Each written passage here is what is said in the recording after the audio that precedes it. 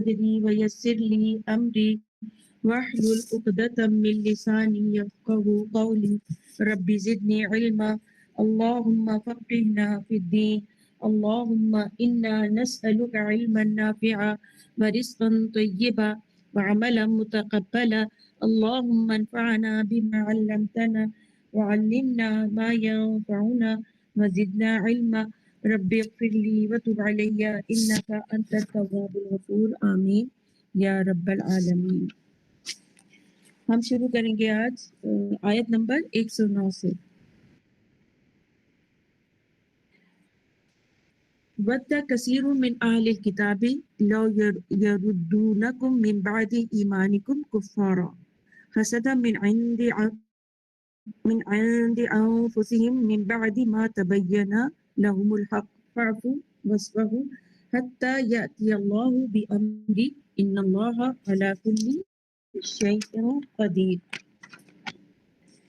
یہ ساری جو ہم آج آیات اب تک پڑھی ہیں، یہ ساری بنی اسرائیل سے ہی متعلق ہے، ان کی نافرمانیاں اور ان کی بدعمالیاں، ایک ایک چیز کو کھول کھول کر اس لیے بتایا کہ ہم اس سے سبق حاصل کریں اور پھر ان کی روش پر چلنے سے بچیں، کیونکہ رسول صلی اللہ علیہ وسلم کی حدیث بھی یہ ہے کہ جس نے ان سے مشابہت کی تو وہ پھر انہی میں سے ہو گیا۔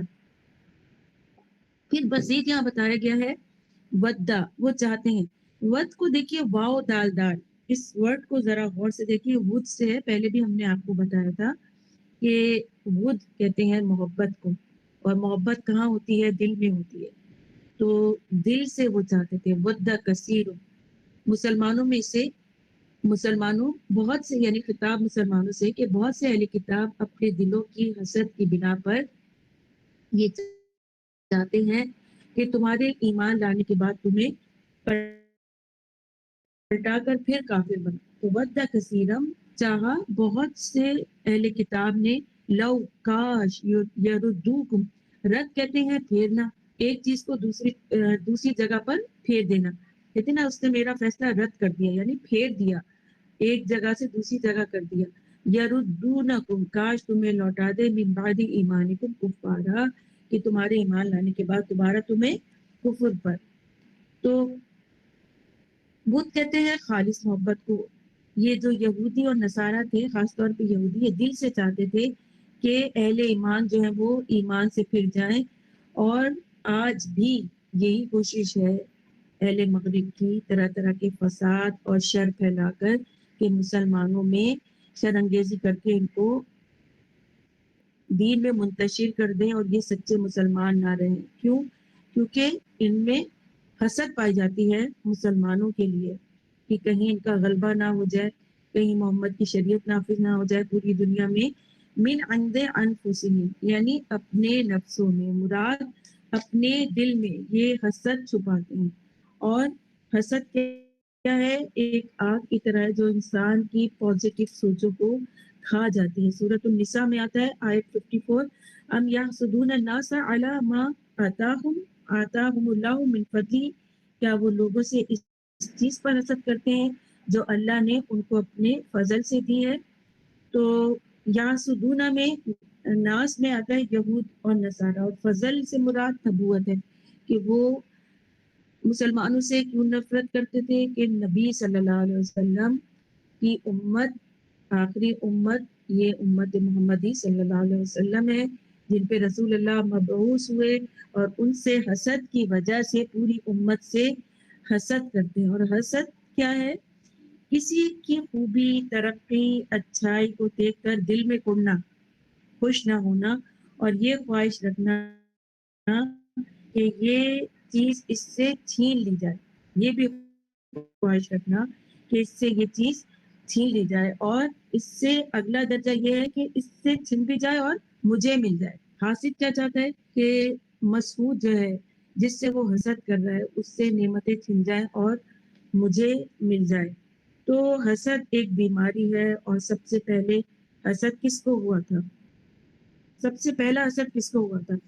آدم علیہ السلام کو، اچھا، اور شیطان کو بھی ہوا، شیطان کو۔ جی، سب سے پہلا حسد جو ہے وہ شیطان کو ہوا تھا، اس نے حضرت آدم علیہ السلام سے حسد کیا تھا اور اس حسد کی بنا پر اس نے سجدہ نہیں کیا اور راندہ درگور ہو گیا، رجیم میں سے ہو گیا۔ پھر اس کے علاوہ ہم دیکھتے ہیں حابیل اور قابل کے قصے میں بھی حسد ہی موجود ہے۔ تو حسد یہ ہے کہ اللہ کی نعمتوں کو دوسروں کے لیے پسند نہ کرنا، اللہ کے فیصلے پر جو ہے وہ راضی نہ ہونا۔ راضی نہیں ہے نا، جبھی تو حسد کر رہے ہیں۔ تو حسد کی آگ میں انسان خود بھی جلتا ہے اور اپنے آپ کو تباہ کر لیتا ہے۔ حسد کرنے والا کبھی بھی خوش نہیں رہتا۔ نبی صلی اللہ علیہ وسلم نے فرمایا حسد سے بچو، کیونکہ حسد نیکیوں کو اس طرح کھا جاتا ہے جس طرح آگ لکڑی کو کھا جاتی ہے۔ ایمان اور حسد ایک شخص میں جمع نہیں ہو سکتے۔ یہ بہت گہری بات ہے کہ ایمان بھی ہو اور حسد بھی ہو تو یہ ایک ساتھ جمع نہیں ہو سکتے۔ رسول صلی اللہ علیہ وسلم نے فرمایا کہ کسی بندے کے پیٹ میں ایمان اور حسد جمع نہیں ہو سکتے۔ تو اس میں ایک واقعہ بھی میں نے اپنی استاذہ سے سنا تھا۔ معتصم باللہ ایک سلطان ہوتا تھا، تو اسے ایک عام انسان تھا، کوئی چرواہا تھا، کوئی عام سا آدمی تھا۔ وہ جب باتیں کرتا، اس کے باتیں کرنے کا انداز اس کو بہت زیادہ پسند آیا۔ وہ اپنے پاس بٹھا لیا کرتا اور اس کی باتیں، اس سے قصے سنتا۔ تو وہاں پہ جو بڑے بڑے وزیر تھے اس سے حسد کرنے لگے کہ بادشاہ ہم کو چھوڑ کے اس پہ اوپر توجہ دے رہے۔ تو انہوں نے کیا کیا، ایک دن اس آدمی کو خوب سارا کھانے میں لہسن کھلایا اور اس سے اس کے منہ میں بدبو آنے لگی، اور اس نے یہ کہا کہ نا تم بادشاہ کے پاس جاؤ گے نا تو ذرا دور بیٹھنا۔ اور پھر بادشاہ سے جا کر کہا کہ اس آدمی نے کہا کہ بادشاہ کے منہ سے بو آتی ہے تو میں ذرا دور بیٹھوں۔ اب ہوتا یہی ہے کہ جب وہ لہسن کھایا تو اس کو پتا تھا کہ میرے منہ سے اسمیل آ رہی ہے، وہ بادشاہ سے دور بیٹھ گیا بیچارہ۔ اور بادشاہ کو یہ کنفرم ہو گیا کہ اس نے اتنی گستاخی کی، اس نے دوسروں سے جا کے کہا کہ بادشاہ کے منہ سے اسمیل آتی ہے، اور وہ بادشاہ سے پیچھے ہٹ کے بیٹھ گیا۔ یعنی انہوں نے ایک چال چلی۔ وہ بیچارہ تو اس لیے بیٹھا تھا کہ بادشاہ جو ہے وہ اس کے منہ کی لہسن کی اسمیل نہ آئے۔ بہرحال اس نے کہا کہ تم میرا ایک کام کرو، معتصم باللہ نے کہا میرا ایک کام کرو، یہ خط جو ہے فلاں شخص کو لے جا کر دے دینا۔ اس نے بادشاہ نے لکھا یہ جو خط لے کے آ رہا ہے اسے قتل کر دو، کیونکہ بہت غیظ و غضب میں تھا بادشاہ۔ اب وزیر جب یہ دیکھتے ہیں کہ بادشاہ نے تو اس کو کچھ وظیفہ دیا ہے یا کچھ انعام دیا ہے، وہ مزید حسد کرنے لگتے۔ اور اس میں سے ایک وزیر کہتا ہے کہ یہ نا مجھے دے دو، میں جا کے اس آدمی کو دے دیتا ہوں۔ اب وہ جاتا ہے اور وہ آدمی جب پرچہ کھولتا ہے تو کیا نتیجہ ہوگا، اس نے اس کو قتل کر ڈالا۔ یعنی حاسد جو ہے نا وہ اپنے دام میں ہی پھنس گیا۔ اس لیے اگر دل میں کبھی حسد بھی آئے تو فوراً اعوذ باللہ من الشیطان الرجیم پڑھنا چاہیے اور حسد سے پناہ مانگنی چاہیے۔ حسد گناہ بھی ہے، کسی کی نعمتوں سے جلنا، اپنی نعمتوں میں کمی کرنا، کیونکہ اللہ ناراض ہو جاتا ہے۔ اس کے بعد آتا ہے تو وہ جو ہے حسد اس بنا پہ کرتے تھے کہ رسول صلی اللہ علیہ وسلم بنی اسماعیل میں کیوں آئے، اور پھر مسلمانوں کی ایک جماعت بن گئی ہے، لہٰذا ان کی کوشش تھی کہ ان کو ایمان سے پھیر دیں۔ حسد کی بنا پر جو ان کے اندر رسول صلی اللہ علیہ وسلم اور امت کے لیے حسد پھل پھول رہا تھا۔ من بعدی ما تبین لهم الحق، اس کے بعد جب کہ حق ان پر واضح ہو چکا۔ یعنی حق کا کیا ہے کہ وہ جہالت کی بنا پر حسد نہیں کرتے تھے۔ اس میں ایک بات سمجھنے کی ہے، من بعدی ما تبین لهم الحق، اس کے بعد کہ تبین، بین سے واضح ہو جانا، روشن ہو جانا، روشن ہو گیا ان پر حق۔ یعنی وہ جاہل نہیں تھے، وہ حق جانتے تھے۔ وہ یہ جانتے تھے محمد صلی اللہ علیہ وسلم آخری نبی ہیں، وہ یہ جانتے تھے کہ قرآن جو ہے وہ سچی کتاب ہے اللہ کی، وہ یہ جانتے تھے کہ ان پر ایمان لانے والے امتی محمدی ہیں صلی اللہ علیہ وسلم۔ تو حق جاننے کے باوجود جو ہے وہ حسد کرتے تھے۔ تو اب کیا ہوا کہ اللہ تعالیٰ فرما رہے ہیں مسلمانوں سے کہ فاعفوا واصفحوا، بس تم معاف کر دو اور درگزر کرو۔ اس رویے سے اللہ تعالیٰ نے مسلمانوں کو کیا حکم دیا کہ ان کو معاف کر دو اور درگزر کرو۔ تو اس میں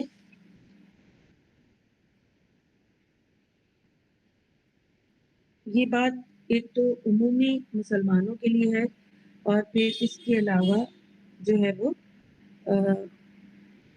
اس وقت کے مسلمانوں کے لیے اور آج بھی ہم لوگوں کے لیے بھی یہی ہے. تو یہاں پر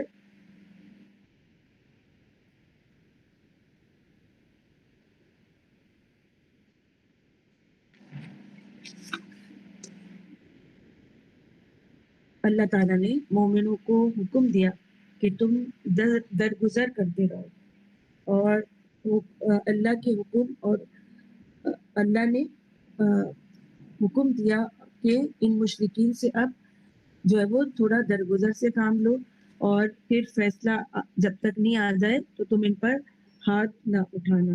اس میں حضرت اسامہ بن زید کہتے ہیں کہ رسول صلی اللہ علیہ وسلم اور آپ صلی اللہ علیہ وسلم کے اصحاب مشرکین اور اہل کتاب سے درگزر کرتے تھے اور ان کی ایذا اور تکلیف سہتے تھے، اور اس آیت پر عمل پیرا ہوتے تھے. کیا کس آیت پہ؟ فاعفو واصفحوا، کہ ان کو معاف کر دو اور ان سے درگزر کرو. تو عف کہتے ہیں عین فعف، عف کہتے ہیں معاف کرنا، گرفت نہ کرنا، سزا نہ دینا. معاف کرنا، گرفت نہ کرنا اور سزا نہ دینا. اور بشرا آپ دوبارہ ذرا بتا دیجیے گا پلیز. معاف کرنا، گرفت نہ کرنا. نہیں عربی میں کیا ہے وافو؟ آپ قرآن پاک میں دیکھیں لکھا ہوا ہے. قرآن پاک میں تو میں دیکھ رہی ہوں، میری آپ کی آواز مجھے نہیں آئی. فعفو دیکھیں قرآن پاک میں، دیکھیں وہی لفظ ہے. دیکھ رہی تو ہوں. عف کا مطلب کیا ہے؟ فا مطلب ہوتا ہے بس، عف کا مطلب ہوتا ہے معاف کر دینا. تو عف کا مطلب کیا ہے کہ گرفت نہ کرنا، سزا نہ دینا. اور وصفہو، تو صاد فاہا، صف کا کیا مطلب ہے؟ درگزر کرنا، اعراض کرنا، کسی چیز سے مکمل منہ پھیر لینا، ظاہر نہ ہونے دینا، اگنور کرنا.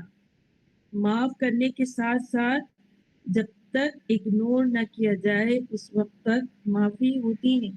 ہم یہ کہتے ہیں نا کہ فلاں تو میں نے چلو معاف کیا، لیکن اگنور نہیں کرتے. بات دل میں بھی رہتی ہے، دل میں تو چلے رہے لیکن اگنور نہیں کرتے. اس کو دیکھتے ہی وہ پوری فلم گھومنے لگتی ہے. تو جیسے صفحہ ہوتا ہے نا، کتاب کاپی کا صفحہ ہوتا ہے، صف جو ہے نا اس صفحے سے ہی آیا کہ ایسا صفحہ جس پہ کچھ لکھا نہ گیا، کتنا صاف ہوتا ہے نا. ہتھیلی کو بھی صف کہتے ہیں کہ ہتھیلی جو بغیر مہندی وغیرہ کے بالکل صاف ہوتی ہے نا، کاپی کا صفحہ بھی بالکل صاف ہوتا ہے بغیر لکھے ہوئے. ایسے ہی جو درگزر کا معاملہ ہو وہ ایسے ہی کہ ٹوٹل اگنور. معافی کے ساتھ ساتھ اگنور بھی بہت مشکل کام ہے، یہ کوئی آسان کام نہیں ہے. اسی لیے اللہ مکے میں جو مسلمانوں کا رہنا مسئلہ تھا وہ کیا تھا؟ اگنور، معاف کرنا، اگنور کرنا، معاف کرنا، اگنور کرنا. اس کے بعد جو ہے وہ اور جیسے کہ ہم دیکھتے ہیں نبی صلی اللہ علیہ وسلم کا منافقین کے ساتھ کیا رویہ ہے. حالانکہ آپ جانتے تھے کہ یہ منافق ہیں، یہ جھوٹے ہیں، لیکن اس کے باوجود جو ہے آپ صلی اللہ علیہ وسلم ان کو اگنور کرتے تھے. ان کے ایمان کے بارے میں آپ جانتے تھے کہ یہ بس اوپر اوپر کا ایمان ہے، شیلو ایمان ہے، مگر آپ جو ہے وہ ان کو جتاتے نہیں تھے، درگزر سے کام لیتے تھے. پھر مزید فرمایا کہ پہلے کیا کرو؟ فاعفو واصفحوا، معاف کر دو، اگنور کرو. اور پھر فرمایا حتی یاتی اللہ بامری، یہاں تک کہ لے آئے اللہ اپنا حکم، یہاں تک کہ اللہ خود فیصلہ کر دے. پہلے کیا کیا کہ مسلمانوں میں حسد کی وجہ سے انہوں نے کیا کیا کہ مسلمانوں کو ان کے دین سے پھیر دے. تو کئی شکلیں تھیں دین میں پھیلنے سے کہ مسلمانوں کو ایذا دی، تکلیف دی، گرم ریت پہ گھسیٹا، گرم لوہا ان کے اوپر رکھا، ان کو یہی حکم رہا فاعفو واصفحوا. پھر کیا ہوا؟ دوسری بات آئی حتی یاتی اللہ بامری، یہاں تک کہ لے آئے اللہ اپنا فیصلہ. یعنی بعد میں یہ حکم نازل کر دیا اللہ نے کہ مشرکین سے اب دب کر نہ رہو، ان سے لڑائی کرنے کی تمہیں ضرورت ہے. یعنی یہ دوسری آیت کا حکم اترا کہ اب ان سے بدلہ لینے اور اپنا بچاؤ کرنے کا حکم ملا. اور پھر جو پہلی لڑائی تھی وہ بدر کے میدان میں ہوئی. ان میں کفار کو شکست ہوئی اور ان کے بڑے بڑے سرداروں کی لاشیں میدان میں بجھ گئیں. پھر مومنوں کو جو ہے وہ یعنی وہ حکم ہو گیا کہ اب ان سے تم بدلہ لے سکتے ہو. تو یہ دوسرا حکم تھا سزا دینے کا. تو اس آیت سے ہمیں کیا معلوم ہوا؟ اس آیت سے معلوم ہوا کہ اہل کتاب مسلمانوں سے دشمنی رکھتے ہیں. ہم دیکھ رہے ہیں آج کل فلسطین میں کیا حال ہے. پھر مرتد کی بھی یہاں پہ تعریف ملتی ہے. اس آیت میں جو ہے مرتد کی تعریف ملتی ہے. کیسے ملتی ہے؟ یردونکم کہ پھیر دے تم کو تمہارے دین سے. یعنی ایمان لا کے دین سے پھرنا کیا ہے؟ مرتد ہونا ہے، ارتاد کہلاتا ہے. ٹھیک ہے. اچھا اس کے بعد یعنی من اور پھر یہاں پہ دیکھیے من بعدی ما تبین لهم الحق، حق آ جانے واضح ہونے کے بعد جو ہے وہ منہ نہیں موڑنا چاہیے. اب ان پہ تو حق آ گیا تھا اور سب سے بڑا حق تو رسول صلی اللہ علیہ وسلم کی بذات خود اپنی ذات وہاں موجود تھی، لیکن انہوں نے کیا کیا؟ منہ موڑ لیا. تو حق آنے کے بعد منہ نہیں موڑنا چاہیے، حق قبول کر لینا چاہیے. اور کسی بھی چیز کا فائنل ایکشن لینے سے پہلے کیا کرنا چاہیے؟ تجاہل عارفانہ سے کام لینا چاہیے. تجاہل عارفانہ، تجاہل کیا ہے؟ جہالت سے، یعنی جہالت کو جانتے ہوئے، عارفانہ جانتے ہوئے اس کو اگنور کرنا، یہ ہوتا ہے تجاہل عارفانہ. یعنی کسی کی بری بات جانتے ہوئے اس کو معاف کرنا، اس کو اگنور کرنا. یہ بھی ہمیں اس آیت سے پتہ چلتا ہے. اور پھر یعنی فائنل الٹیمیٹ فیصلہ جو ہے کسی بھی کام کا حتیٰ یاتی اللہ بھی امری، اللہ کے حکم کے مطابق، کتاب کے مطابق کرنا چاہیے.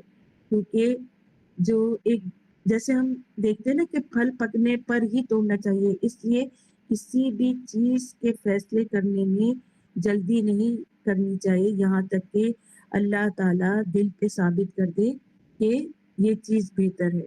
کیونکہ ان اللہ علی کل شیء قدیر، اللہ تعالیٰ ہر چیز پر قادر ہے. اللہ نے خود فرمایا کہ پہلے کیا ہے کہ ان اللہ علی کل شیء قدیر سے کہ پہلے تو یہ حکم دیا کہ تم معاف کر دو اور درگزر کرو، لیکن پھر بعد میں کیا کہ اللہ اس چیز پر بھی قادر ہے کہ تم پھر اب ان سے جنگ کرو. یعنی ہر فیصلے کا اختیار اللہ کو ہے. وہ چاہے تو تمہیں امن میں رکھنے کے لیے کہے کہ فاعفو واصفحوا، بس جھگڑا مت کرو اور درگزر کرو. اور پھر اس کے بعد بھی کیا کہہ دیا؟ دیکھیے اللہ تعالیٰ کی کیا کیا مصلحتیں ہوتی ہیں کہ اگر مسلمان اسی طرح دب کے رہتے تو ہمیشہ ان کو دبایا ہی جاتا. لیکن پھر ہم دیکھتے ہیں کہ جنگوں کے ذریعے سے پھانسے ہی پلٹ گئے. جنگ بدر جو ہے اس کا نقشہ ہمارے سامنے ہے کہ بڑے بڑے ان کے سردار مارے گئے اور ان کا سارا غرور خاک میں مل گیا. پھر ہم نے جو ہے وہ جنگ احد میں بھی دیکھا، اس کے علاوہ جنگ تبوک ہوئے اور دوسری جنگوں میں جنگ خیبر میں دیکھے کس طرح قلعے کا محاصرہ توڑا گیا اور زرخیز زمینوں کو یہودیوں کی قبضے میں لے لیا گیا. تو اس طرح سے اللہ تعالیٰ نے ان کا حسد، ان کا غرور خاک میں ملایا. اور اس کے ساتھ ساتھ پھر اللہ تعالیٰ نے جب یہ حکم دیا کہ حتیٰ یاتی اللہ بامری کہ اب تم جو ہے وہ جنگ کرو اور ان سے بدلہ لو، پھر مومنوں کو دوبارہ رغبت دلائی اور فرمایا کہ تم نماز اور زکوٰۃ وغیرہ کی حفاظت کرو، یہ تمہیں آخرت کے عذاب سے بچانے کے لیے کے علاوہ بھی دنیا میں غلبہ اور نصرت دیں گے. تو فرمایا دوسری آیت میں واقیموا الصلاۃ وآتوا الزکاۃ وما تقدموا لانفسکم من خیر تجدوہ عند اللہ ان اللہ بما تعملون بصیر.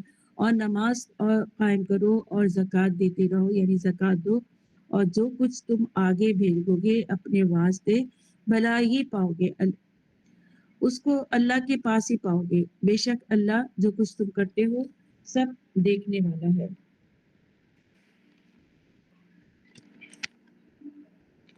تو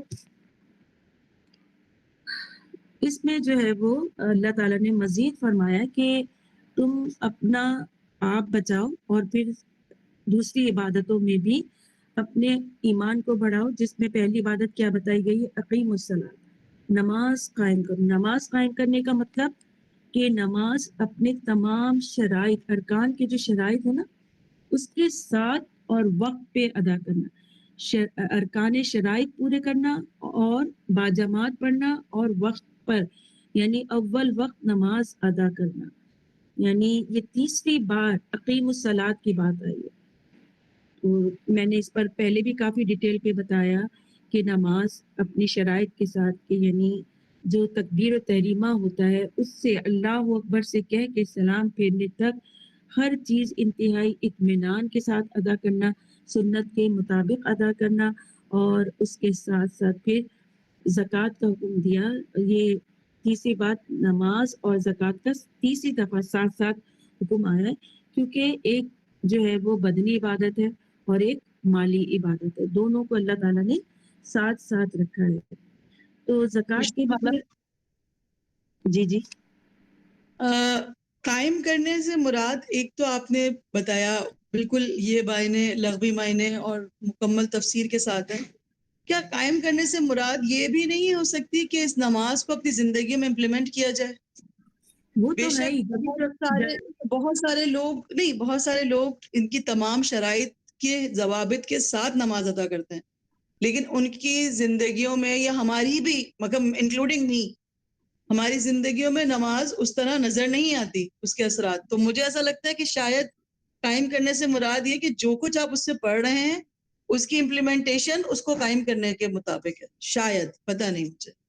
جی جی کرن، یہ بھی ہو سکتا ہے بالکل، کیونکہ اللہ تعالیٰ نے ہمیں غور و فکر کی دعوت دی ہے، تو آپ جو غور و فکر کر رہے ہیں اس کے لیے، اس میں یہ بھی اگر ہم دیکھیں نا اپنی ذات کے لحاظ سے تو یہ بھی شامل ہو سکتا ہے کہ نماز ہمیں سکھاتی کیا ہے، تو اس سکھانے کے ساتھ اس کا امپلیمنٹ بھی ہو، یہ بھی قائم کرنے میں آ جائے گا۔ اور جیسا کہ کتابوں میں ملتا ہے، وہ اس کے ایک معنی باجماعت نماز ادا کرنا اور دوسری چیز اس کے شرائط کے ساتھ ادا کرنا ہے۔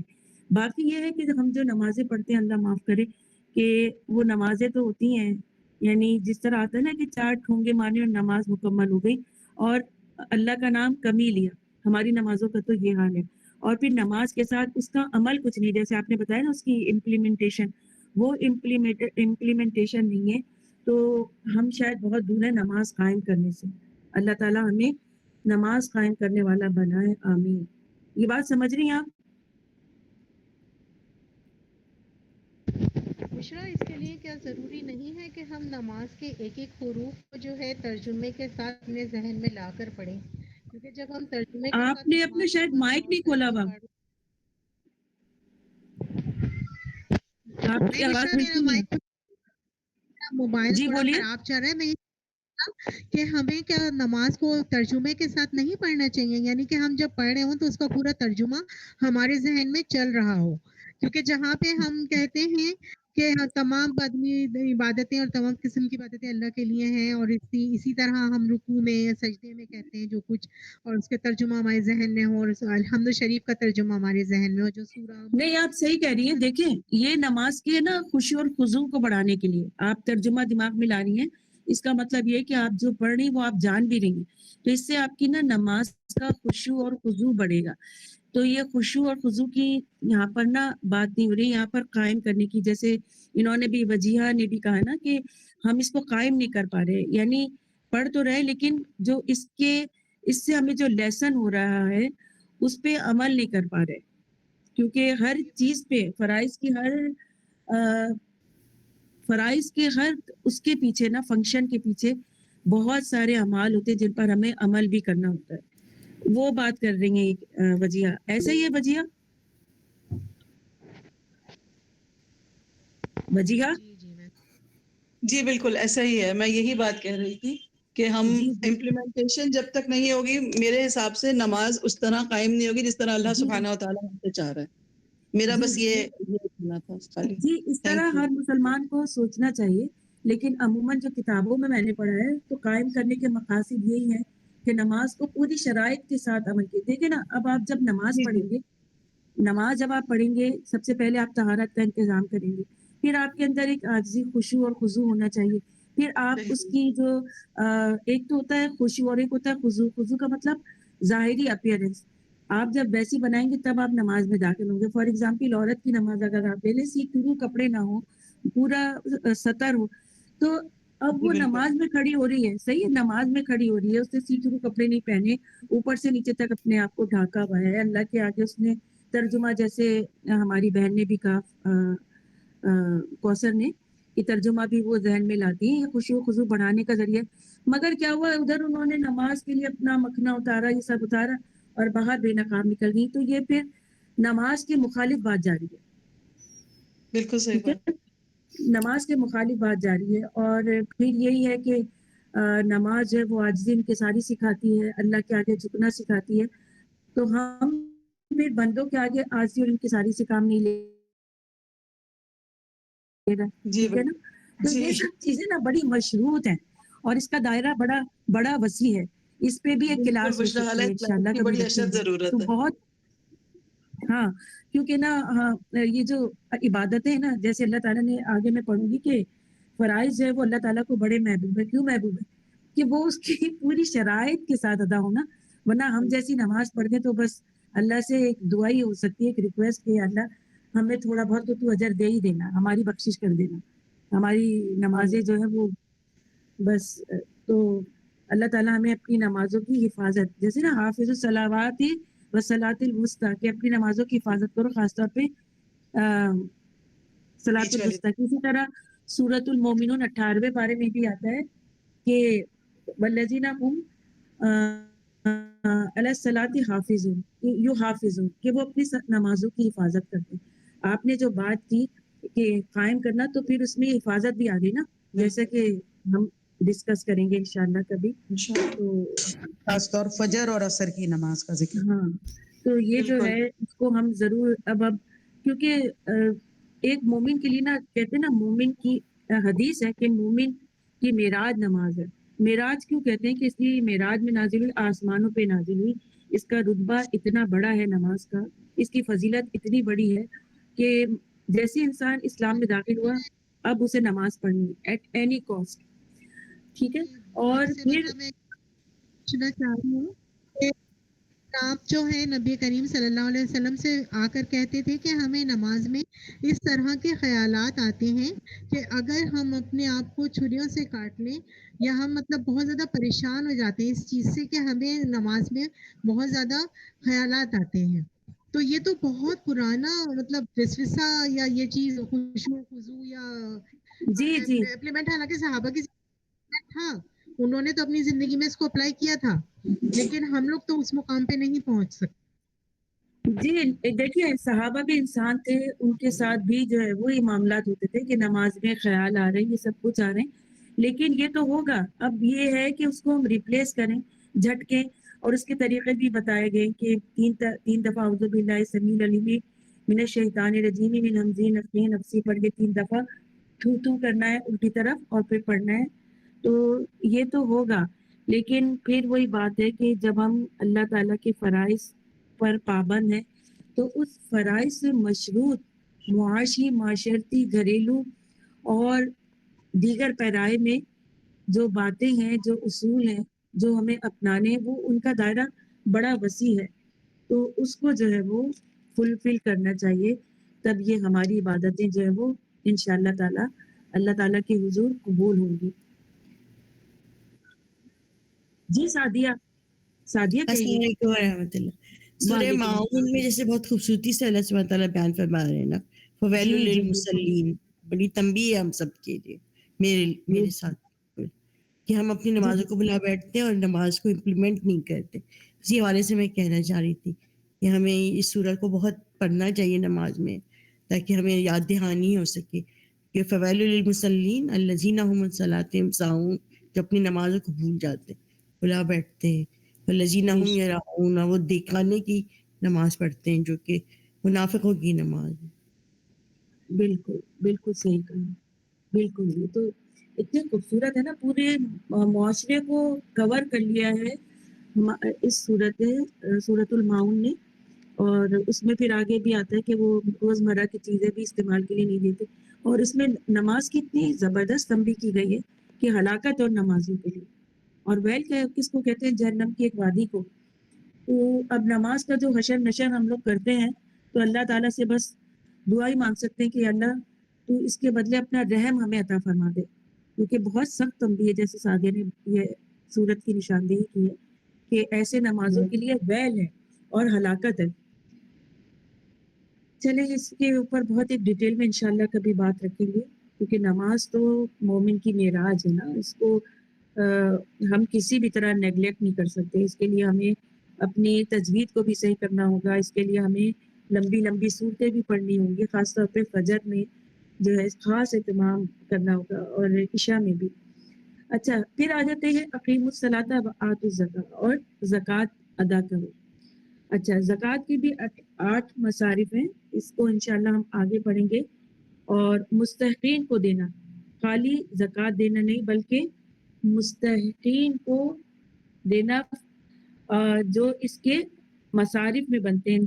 زکوٰۃ دینے کے لیے بھی بہت چھان پھٹک کر لینی چاہیے کہ یہ جو 8 مصارف ہیں نا یہی ہیں جن کو زکوٰۃ دینی چاہیے. ٹھیک ہے، تو یہ قولی وہ بدنی اور فعلی عبادت کا ذکر آیا.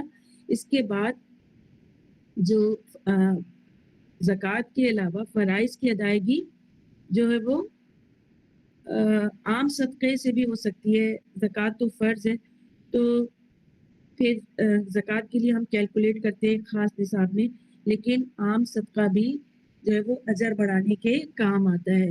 نبی صلی اللہ علیہ وسلم نے فرمایا، اللہ تعالیٰ فرماتے ہیں کہ میرا بندہ جن عبادتوں کے ذریعے میرا قرب حاصل کرتا ہے ان میں سے کوئی عبادت اتنی پسند نہیں جتنی وہ عبادت پسند ہے جو میں نے اس پر فرض کی ہے. یعنی فرض عبادت اللہ کو سب سے زیادہ پسند ہے، فرض کا ادا کرنا اللہ تعالیٰ کو محبوب ہے. فرائض کی ادائیگی سے انسان اللہ کا ولی بنتا ہے. اور زکوٰۃ کیا کرتی ہے؟ زکوٰۃ کا مطلب بڑھنا، نشو و نما پانا. زکوٰۃ دینے سے مال میں کمی نہیں ہوتی بلکہ مال بڑھتا ہے، کیونکہ زکوٰۃ بڑھوتری کے لیے بھی آتا ہے نا، بڑھانا. تو زکوٰۃ سے مال بڑھتا ہے، اور اسی طرح نفس کا تزکیہ بھی زکوٰۃ سے ہوتا ہے. پھر آگے اللہ تعالیٰ نے فرمایا، بہت خوبصورت بات ہے اور آیت کا یہ خوبصورت حصہ مجھے بہت پیارا لگتا ہے. وَمَا تُقَدِّمُوا لِأَنفُسِكُم مِّن خَيْرٍ تَجِدُوهُ عِندَ اللَّهِ، اور جو کچھ بھی تم آگے بھیجو گے لِأَنفُسِهِمْ اپنے واسطے، من خیرین کوئی بھی بھلائی، تجدوہ پالو گے اس کو، عند اللہ اللہ کے پاس. یعنی دنیاوی زندگی میں کیے گئے نیک اعمال آخرت میں کام آئیں گے، اور اللہ تعالیٰ ان اعمال سے غافل نہیں ہے بلکہ وہ سب کچھ دیکھ رہا ہے اور اس کا پورا پورا بدلہ بھی دے گا. ہم جب احسان کرتے ہیں تو لوگوں سے اس کا اجر چاہتے ہیں. ہم کہتے ہیں نا میں نے فلاں پہ اتنا احسان کیا، دیکھو اور اس نے جو ہے میرے ساتھ کیا کیا. فوراً ایک لمحے کے لیے بھی ہم یہ بات بھولتے نہیں کہ ہم نے فلاں کے ساتھ احسان کیا، اور گنانے میں بھی بھولتے نہیں کہ دیکھو میں نے اس کے ساتھ یہ کیا اور اس نے میرے ساتھ کیا کیا. تو پھر یہ احسان نہیں ہوتا نا جب جتا دیا جائے تو احسان. جیسے کہ آگے بھی ہم پڑھیں گے کہ اپنے احسانوں کو، یعنی اپنا جو بھی کچھ تم نے دیا ہے اس کو جتا کے ضائع نہ کرو. تو وہ نیکی جو ہے وہ اللہ تعالیٰ کے پاس محفوظ رہتی ہے. سوچے ذرا کہ دنیا میں ہم اللہ تعالیٰ کے سامنے کھڑے ہیں، حساب و کتاب ہو رہا ہے، اور اللہ تعالیٰ وہاں پہ ایک ایک چیز جو ہے وہ میزان میں رکھی جائے گی، اور میزان برابر ہے، ابھی جنت دوزخ کا فیصلہ نہیں ہوا، یا پھر یہ کہ جو گناہوں کا میزان ہے وہ بھاری ہو گیا اور اچانک سے کوئی نیکی آ گئی میزان میں ڈال دی گئی اور پلڑا بھاری ہو گیا اور جنت میں ہمارا نام آ گیا. کیسی خوشی ہوتی ہے. سوچے کسی طرح کبھی کتاب میں کوئی پیسے رکھ کے بھول گئے، اچانک کئی عرصے کے بعد وہ کتاب کھولی، پیسے مل گئے، کیسا پاتے ہیں، کتنی خوشی. تو اللہ تعالیٰ جو ہے وہ وما تقدموا لانفسکم من خیرین، کوئی بھی نیکی. یہاں پہ خیرین کے نیچے دیکھیں 2 زیر جو لگائی گئی ہے، یہ عموماً نکرہ کے لیے آئی ہے. نکرہ کیا ہوتا ہے؟ عام. عام یعنی خاص نہیں بلکہ عام. تو عام میں کیا جاتا ہے؟ کوئی بھی ایکس وائی، کسی کو پانی پلا دیا، اور کسی کا بھاری سامان اٹھا کے کہیں پہنچا دیا، کسی کا ٹشو گر گیا، وہ یعنی ذرے برابر بھی نیکی جو ہے وہ اللہ کے یہاں موجود ہوتی ہے. ہم بھول جاتے ہیں بعض دفعہ، ہمیں نہیں یاد رہتی کہ اتنی چھوٹی نیکی بھی جو ہے وہ لکھی جا سکتی ہے، لیکن اللہ کے یہاں تجدوہ عند اللہ، کہ اللہ کے وہ پاس پاؤ گے. ہر نیکی کا اجر محفوظ ہے. اس لیے اللہ تعالیٰ نے یہ بڑی خوبصورت اس آیت کا حصہ ہے، وما تقدموا لانفسکم من خیر تجدوہ عند اللہ، یعنی دنیاوی زندگی میں کیے گئے نیک اعمال اللہ کے پاس محفوظ ہے. اللہ ان سے غافل نہیں ہے بلکہ وہ سب کچھ دیکھ رہا ہے. اسی لیے فرمایا نا آگے کہ ان اللہ بما تعملون بصیر، کہ بے شک اللہ جو کچھ تم کرتے ہو سب دیکھتا ہے. چھوٹی سی چھوٹی نیکی بھی نا اس کے یہاں ضائع نہیں.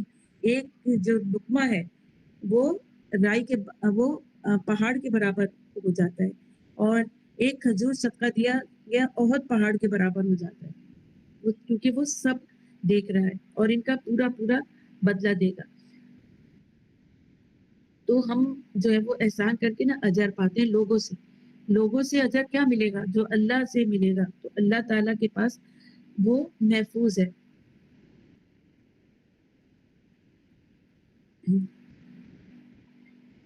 اور یہاں پر جو خیر ہے، من خیر، تو خیرین میں بھلائی بھی آ جاتی ہے، مال بھی آ جاتا ہے، یعنی نیک اعمال بھی آ جاتے ہیں. تو سب چیز جو اس میں من خیرین میں آ جاتی ہے وہ محفوظ ہے، اللہ کے بینک میں ڈپازٹ ہو رہی ہے.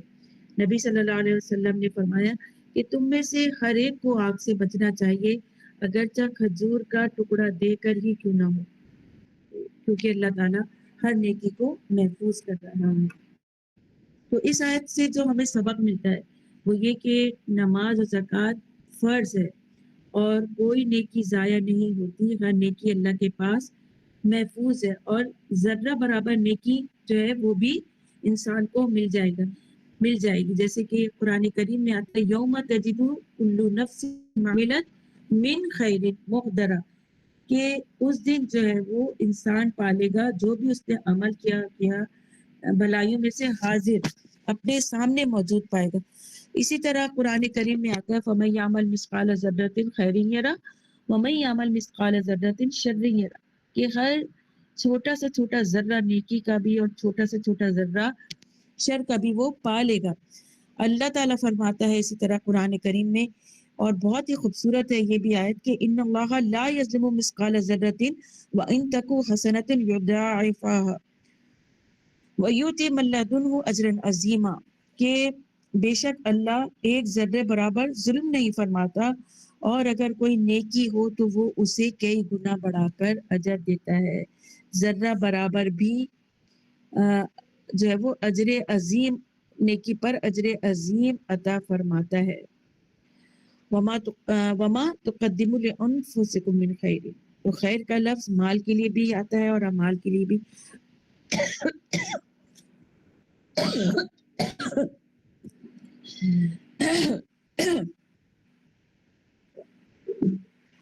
ہر چیز کا بدلہ، ایک دانے سے 700 دانے، ایک بالی میں 700 دانے اور پھر اس سے کئی ہزار. تو نیکی کا جو اجر ملنے والا نا اس کی کوئی گنتی نہیں ہے. اور پھر معمولی نیکی بھی صدقہ ہے. نبی صلی اللہ علیہ وسلم نے جو ہے وہ اس کے بہت سی احادیث ہیں، انشاءاللہ اس پہ بھی بات ہوگی. اور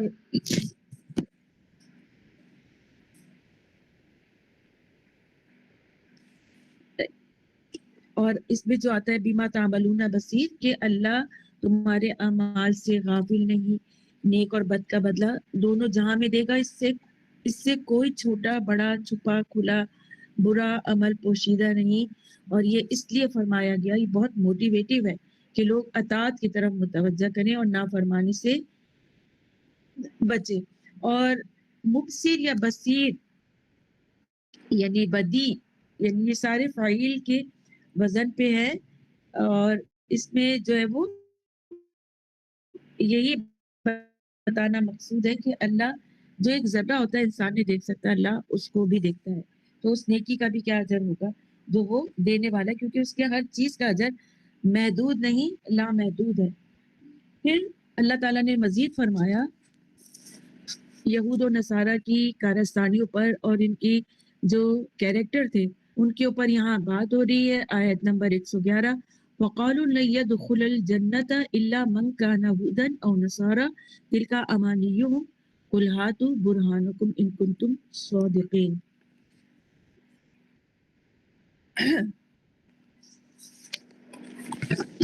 یہاں پر یہودیوں اور نصرانیوں کے غرور کا بیان ہو رہا ہے کہ وہ اپنے سوا کسی کو بھی کچھ نہیں سمجھتے تھے اور صاف کہتے تھے کہ ہمارے سوا کوئی بھی جنت میں نہیں جائے گا. سورہ معاہدہ میں بھی جو ہے وہ ان کا یہ قول آتا ہے کہ ہم اللہ تعالیٰ کی اولاد ہیں اور اس کے محبوب ہیں، یعنی ہمیں آگ چند دن چھوئے گی، اس کے علاوہ نہیں چھوئے گی. اور اس کے جواب میں قرآن نے کہا کہ پھر تم پر قیامت کے دن عذاب کیوں ہوگا؟ جب تم اللہ تعالیٰ کے پسندیدہ ہو تو تم پر پھر عذاب اللہ تعالیٰ کا کیوں ہوگا؟ اسی طرح ان کا یہ دعویٰ بھی تھا کہ ہم چند دن جہنم میں رہیں گے، ٹھیک ہے، اور آگ ہمیں نہیں چھوئے گی. تو اللہ تعالیٰ نے فرمایا تھا نا کہ اگر ایسی بات ہے تو پھر کوئی دلیل پیش کرو، اس کے جواب میں کوئی دلیل پیش کرو.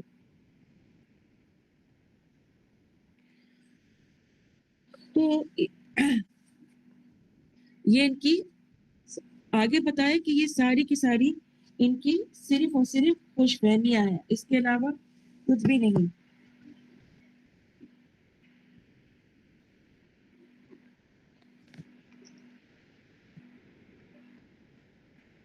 تو ان کی جو انہوں نے مسلمانوں پر باتیں اچھالی اور جس طرح مذاق اڑایا، نسخ اور منسوخ کا مسئلہ بھی انہوں نے اٹھایا اور پھر جو ہے وہ مسلمانوں کے لیے انہوں نے طرح طرح کے حسد رکھے، تو اپنی خواہشات نفس کی وجہ سے. تو یہ بھی ان کی خواہشات نفس تھی، امانی تھی. امانی کہتے ہیں آرزوؤں کو، اور امنیتن ایک لفظ میں نے آپ کو یہ بھی بتایا تھا کہ بغیر سمجھے تلاوت کرنا، یعنی یہ باتیں وہ صرف پڑھنے کی حد تک، یعنی امنیتن یا امانی کا ایک مطلب یہ ہے کہ پڑھا جائے اور اس کو سمجھا نہ جائے. تو ان کا بھی یہ حال تھا کہ انہوں نے کچھ سمجھا نہیں تھا، بس چل پڑے تھے کہ بس ہم سب سے زیادہ اعلیٰ و عرفہ ہیں، اللہ تعالیٰ جو ہے وہ ہمیں سوائے چند دن کے آگ میں نہیں ڈالے گا اور ہم جنت کے سب سے زیادہ حقدار ہیں. اور اللہ تعالیٰ پھر اس کے جواب میں کیا کہتے ہیں کہ قل ہاتوا برہانکم، کہ اگر ایسا ہے تو تم اس کے مقابلے میں کوئی دلیل لاؤ اگر تم سچے ہو. اسی طرح سے پھر جو ہے وہ یعنی دلیل پیش کرو. تو دلیل جو ہے، دلیل کے ذریعے سے پھر اپنے آپ کو ثابت کرو، کیونکہ دین اسلام جو ہے وہ ایک طرح کا ایسا مذہب ہے جو کہ دلائل پر مبنی ہے، ہوا میں کوئی بات اڑائی نہیں جاتی. تو یہاں پر جو ہے وہ اللہ تعالیٰ ان سے یہی فرما رہا ہے، کیونکہ اللہ تعالیٰ نے مومنوں کی صفات جو قرآن کریم میں بتائی ہے، مومنوں کی صفات کی وجہ سے ان کو پورا کرنے والے جو ہیں وہ جنت میں جائیں گے. لیکن یہاں پر ان کے لیے یہ بتا دیا گیا کہ تم جنت میں جا ہی نہیں سکتے، اگر ایسا ہے تو پھر اپنی کوئی دلیل جو ہے وہ پیش کرو. تو یہود و نصارہ دونوں نے دین کی اصل حقیقت کو فراموش کر کے مذہب کے نام پر ایک قومیت بنا لی تھی. یہ ان کی قومیت تھی، اس میں مذہب کا کوئی عمل دخل نہیں تھا، اور اسی قومیت کی بنا پر وہ ایک دوسرے پر غرور اور فخر کرتے تھے. اور ان میں سے ہر ایک اپنی یہ قوم کی جنتی اور مقبول ہونے اور اپنے سوا تمام قوموں کو دوزخی اور گمراہ ہونے کا اندیا پیش کرتے تھے اور کہتے تھے کہ تم جو ہو وہ دوزخ میں جاؤ گے اور ہم جو ہے وہ جنت میں جائیں گے. تو اور اسی طرح سے مشرکین مکہ بھی جو ہے یہودی اور عیسائی کو دیکھا دیکھی یہ کہنے لگے کہ ہم کہ اصل جو ہے وہ بت پرستی ہے، اصل حق جو ہے وہ صحیح حق کیا ہے، ہماری بت پرستی ہے. تو وہ اس پر جم گئے اپنی بت پرستی پر جم گئے. تو یہ جو ان کے خود ساختہ طریقے تھے یہودیوں کے اور نصارہ کے، مثلاً راہبانیت جو تھی وہ عیسائیوں میں بہت زیادہ تھی. اسی طرح یہود میں بھی بہت ساری حرام چیزوں کو انہوں نے حلال بنا لیا تھا اور حلال کو حرام کر لیا تھا، اور انہوں نے وہاں اپنے لوگوں سے تورات کو چھپا کر رکھا، جس کی وجہ سے کیا ہوا کہ لوگ صرف علماء پہ یقین رکھتے. اور عمرہ کیسے تھے یہودی علماء کو کہا جاتا ہے نا کہ علماء سو، یعنی وہ علماء جو کہ اپنی گناہوں پر پردہ ڈالتے ہوئے قوم کو اپنی اوپر چلاتے. وہ کیا کرتے تھے؟ جھوٹے فتوے دیتے تھے اور جو ہے وہ قوم سے ان فتووں کے بدلے پیسے لیتے تھے. تو یہاں پہ ایک جھنجھوڑنے والا کتاب ہے کہ اگر تم سچے ہو اپنی بات میں تو لاؤ ایسی وہ چیز، وہ دلیل کہ تم اپنے آپ کو جنتی ثابت کر سکو. کیونکہ جنتی ہونے کے لیے اللہ تعالیٰ نے اگلی آیت میں فرمایا بلا کیوں نہیں، من اسلم وجہہ للہ وہو محسن فلہ اجرہ عند ربہ ولا خوف علیہم ولا هم یحزنون. کیوں نہیں، جو شخص بھی اپنا رخ اللہ کے آگے جھکا دے گا اور وہ نیک عمل کرنے والا ہو، اسے اپنا اجر اپنے پروردگار کے پاس ملے گا. نہ یہودی نہ نصارہ، بلکہ جو اللہ پر ایمان لے آیا اور سرہم تسلیم کر دیا اللہ کے لیے. تو یہاں پر جو ہے وہ اس آیت میں بیان کر دیا گیا کہ دو چیزیں بیان کر دی کہ حقیقت یہ ہے کہ مذہب یہود و نصارہ کچھ بھی نہیں. اصل چیز کیا ہے؟ دو چیزیں کہ ایک ہی کہ بندہ دل و جان سے اپنے آپ کو اپنے رب کے سپرد کر دے، اس کی فرما برداری کرے اور اس کی مکمل اطاعت کرے، اور اس کی اطاعت اور فرما برداری کو اپنا عقیدہ اور مذہب سمجھے. تو اچھا، اگر وہ یہودی سمجھ رہے تو بھی وہ مسلمان ہے، اگر وہ عیسائی سمجھ رہے تو بھی وہ مسلمان ہے. یہ بات سمجھ رہے کہ اس دور کے جو یہودی ہیں موسیٰ علیہ السلام پہ ایمان لا کر اس کی شریعت کو مان رہے ہیں، اور تو وہ بھی مسلمان ہیں. عیسیٰ علیہ السلام کے دور میں عیسیٰ علیہ السلام اور ان کی شریعت کو مان رہے ہیں اور تورات کو بھی مان رہے ہیں کیونکہ ساری آسمانی کتابیں، تو بھی وہ مسلمان ہیں. تو اسی طرح یہاں پہ بتا دیا گیا کہ وہ جو اسلم وجہ اللہ، کہ اپنے آپ کو اسلم اسلام سے ہے کہ اسلام اور سلامتی کیا ہے کہ ٹوٹل اپنا آپ اللہ کو سپرد کر دینا، اللہ کے آگے اپنے سر کو تسلیم کر دینا. یہ تب ہوگا وہ کہ جو محسن کی کیٹیگری میں آئے گا. اور محسن کیا ہے کہ ان تعبد اللہ کا انک یراہ فإن لم تکن تراہ فإنہ یراک، کہ تم اللہ کی عبادت ایسی کرو کہ جیسے کہ تم اس کو دیکھ رہے. اگر تم اس کو نہیں دیکھ رہے تو وہ تو تمہیں دیکھ ہی رہا ہے. تو اللہ جو ہے وہ اپنے بندے سے، اس محسن سے غافل نہیں ہوتا جو کہ اس طرح سے عبادت کر رہا ہے کہ گویا اللہ کو وہ دیکھ رہا ہے، یا پھر دوسرا درجہ کیا ہے کہ ایک تو وہ اللہ کو دیکھ رہا ہے، یا پھر وہ یہ سمجھ رہا ہے اپنی عبادت کرتے ہوئے کہ اللہ جو ہے وہ اس کو دیکھ رہا ہے. تو جنت میں جانے کے لیے صرف یہ بھی کافی نہیں کہ کوئی آدمی اپنے دل سے اللہ کی فرما برداری کا ایک نیت تو کرے، مگر اطاعت اور فرما برداری اور عبادت کے طریقے اور جو ہو وہ دوسرے ہوں. تو محسن کی یہاں پہ شرط لگاتی کہ وہ فرما بردار بھی ہو گیا، اس نے اللہ تعالیٰ کے آگے مکمل سرنڈر بھی کر دیا، لیکن اب کیا ہے وہ محسن کی کیٹیگری میں کب آئے کہ جو عبادت کے طریقے اللہ تعالیٰ نے بتائے ہیں وہ عبادت کے طریقے وہ ہوں، اور جو رسول صلی اللہ علیہ وآلہ وسلم نے بتائے ہیں وہ ہوں عبادت کے طریقے. تب وہ جو ہے وہ اسلم بھی ہوگا اور محسن بھی ہوگا، یعنی جھکا ہوا بھی ہوگا اللہ کے آگے اور پھر وہ محسن بھی ہوگا.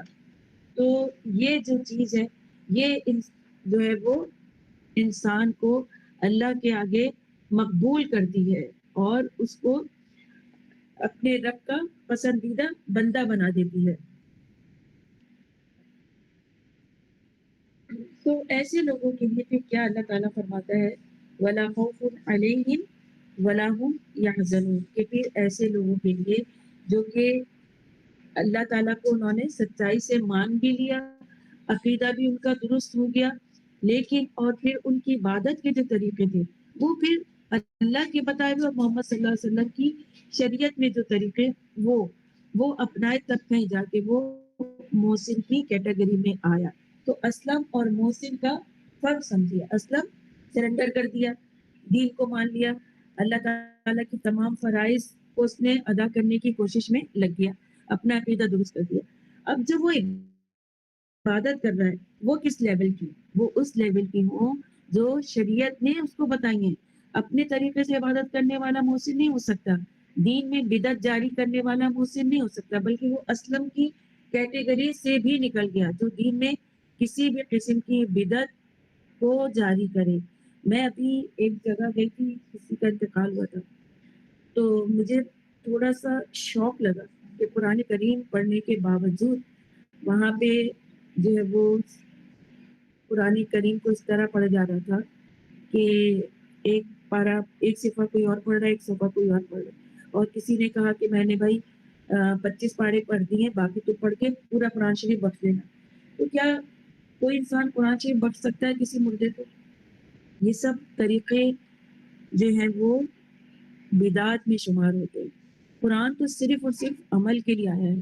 ابھی جو ہم یہود و نصارہ کے قصے پڑھ رہے ہیں, اس کو ریلیٹ کر رہے ہیں آج کل کے معاشرے سے, مسلمانوں کی حالت سے, غزہ, فلسطین اور جتنے بھی عرب کنٹریز ہیں اور جو مسلمانوں کا حال ہے اس سے ریلیٹ کریں. یہ عمل کے لیے آیا ہے, یہ مردوں کو بخشنے کے لیے نہیں آیا. یہ بخشے گا, یہ تو کتاب ہے, یہ بخشے گی. بخشنے والا تو اللہ تعالیٰ ہے, اس سے صرف مغفرت کی دعائیں کی جا سکتی ہیں, اور جو اس کی اولاد کوئی بھی نیک کام کرے وہ اس کے لیے صدقہ جاریہ بن سکتا ہے. باقی میں 3rd person کسی کو کیا بخشوں گی یا بخشواؤں گی؟ قرآن کے ذریعے. لوگ بڑے مزے سے آ کے کہہ دیتے ہیں کہ اتنا ہم نے پڑھ لیا, باقی ملا کے پورا قرآن بخش دیں.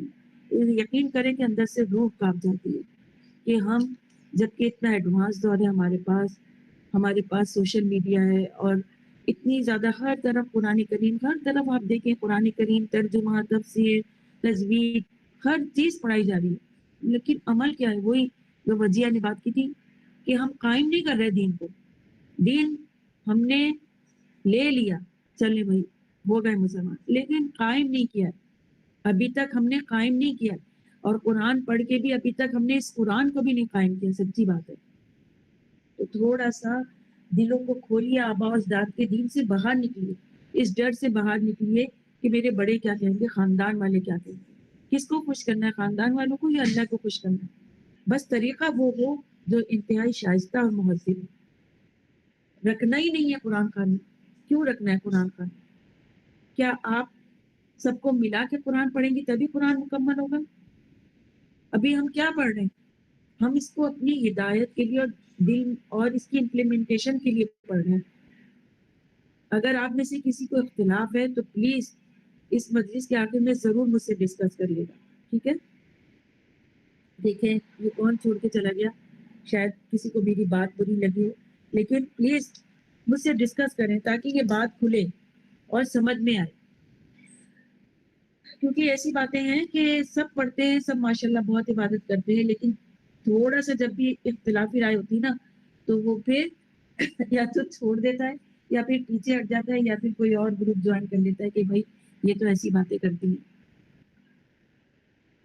میں ایسی باتیں نہیں کرتی. تو خود دیکھیں, خود تحقیق کریں, خود صحیح بخاری پڑھیں, خود جو ہے وہ آتھینٹک علماؤں کو پڑھیں, سنیں, آپ کو خود پتہ چل جائے گا. اور پھر دل بھی تو فتویٰ دیتا ہے نا, دل کی بھی سنیں کہ کیا دل اجازت دیتا ہے کہ یہ کتاب مردوں کو بخشنے کے لیے آئی ہے یا یہ کہ ہمیں اپنا آپ صحیح کرنے کے لیے آئی ہے.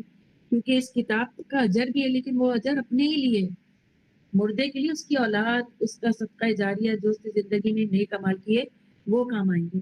بہرحال تو محسن بننے کے لیے کیا ہے کہ وہ پیٹرن اپنانا ہے جو کہ رسول صلی اللہ علیہ وسلم نے دیا، اور عبادت کا وہ لیول ہو کہ جو کہ میں نے رسول صلی اللہ علیہ وسلم کی حدیث سنائی تھی کہ تم عبادت اس طرح کرو کہ تم اللہ کو دیکھ رہے ہو، اگر تم اللہ کو نہیں دیکھ سکتے تو وہ تو تمہیں دیکھ ہی رہا ہے، یہ لیول ہو تو وہ محسن کہلائے گا۔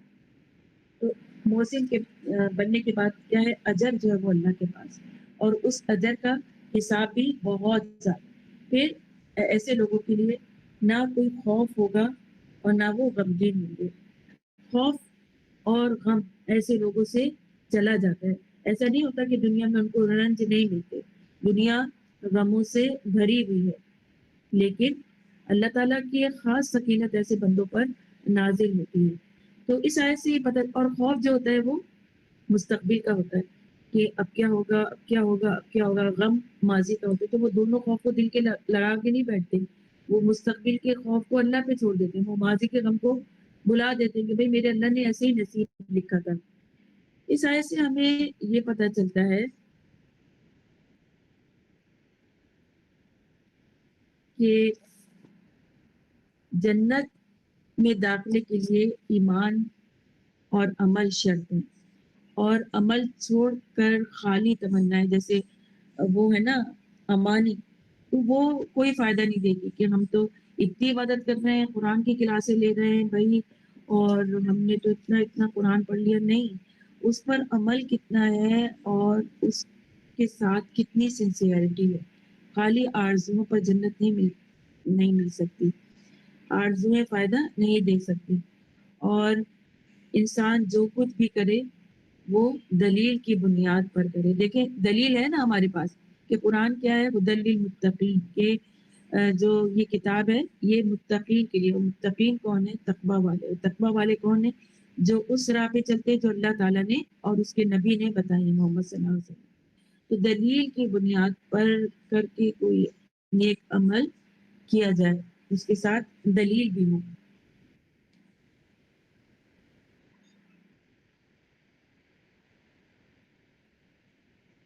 اور پھر یہ بھی پتہ چلتا ہے کہ دو شرائط ہیں، وہ کیا ہیں، خلوص ہو، اخلاص و عبادت کو، اور شریعت کے مطابق ہو، کیونکہ منافق کی نیت ٹھیک نہیں ہوتی اور فاسق کا عمل ٹھیک نہیں ہوتا۔ تو یہ دونوں جو کیٹیگریز ہیں نا، منافق کی اور فاسق کی، وہ اخلاص کے درجے سے خارج ہے۔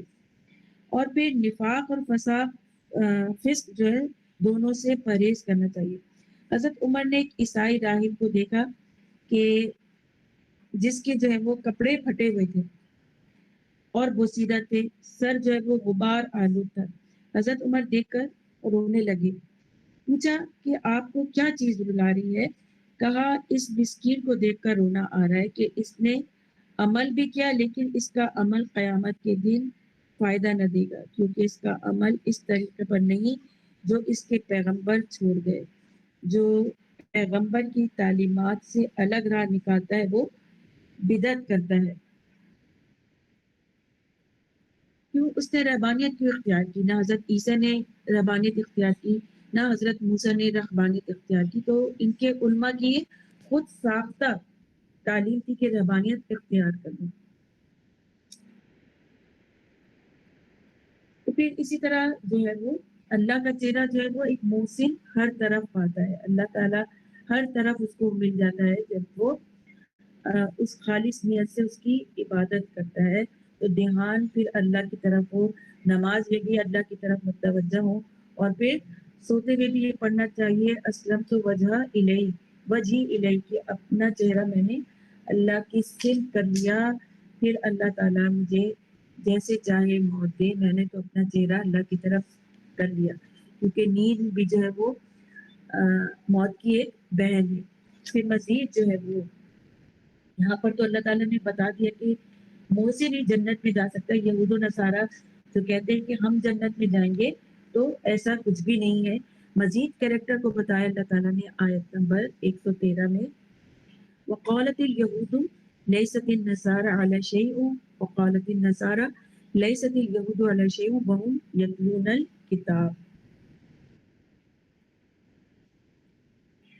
پھر یہاں پہ یہود اور نصارہ اگر دیکھا جائے نا جیسے ہم مسلمان ہیں, ہمارے اتنے فرقے بنے, آپس میں لڑائی جھگڑے, دیوبندی کی اہل حدیث سے لڑائی, اہل حدیث کی جو ہے وہ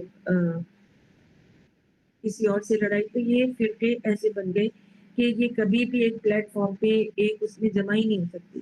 ان کی مسجدیں بھی آپس میں الگ الگ ہیں اور ہر کوئی دوسرے کی مسجد میں جانے سے انکار کرتا ہے. تو یہ بھی جو ہے وہ دین کو موڑ دینے والی چیز ہے. اور یہاں پر یہودیوں اور نصرانیوں کے غرور کا جو ہے وہ بیان ہو رہا ہے کہ وہ اپنے سوا کسی کو اچھا سمجھتے ہی نہیں تھے, اور وہ صاف کہتے تھے کہ ہمارے سوا جنت میں کوئی نہیں جائے گا. تو اور وہ کہتے ہیں, یہودی کہتے ہیں کہ عیسائیوں کے مذہب کی کوئی بنیاد نہیں, یعنی ان کا جو مذہب ہے وہ کوئی بنیاد ہی نہیں رکھتا, اس کی کوئی اصل نہیں. اسی طرح یہودی کہتے تھے کہ عیسائی کہتے تھے کہ یہودیوں کی کوئی بنیاد نہیں. اللہ تعالیٰ کیا فرماتا ہے, اور یہاں پہ مزید کیا آتا ہے کہ وہ یتلون الکتاب.